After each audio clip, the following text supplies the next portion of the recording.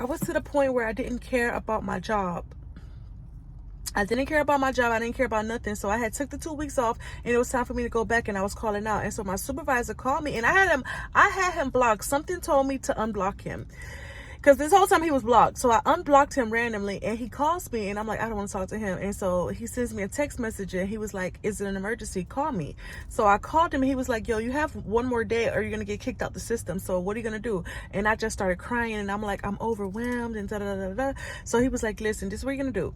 You're going to call HR. You're going to tell them that you need a mental health break. Tell them you need a leave of absence because you need a mental health break.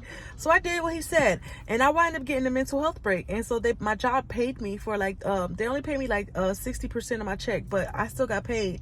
And I was on that leave for a while. That was in the beginning of October. I stayed on that leave October, November, and December. Those 3 months were so difficult for me. Like, I was going through it. Like, I was so bad. When I say going through it, I had no will to get up. I forced myself to take a shower. Like, one thing about me, I'm very hygienic, and I'm always up. I keep my personal hygiene up. So for me to even struggle to get in the shower and brush my teeth, I did it every day, but it was a struggle.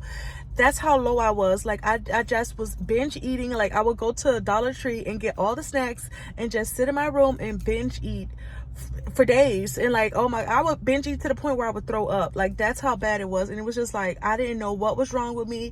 My kids, I have kids.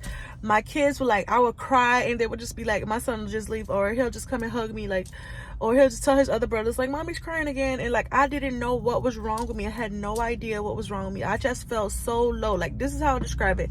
If it's a 1 to 10, 1 being 10 being the best, I was a 0.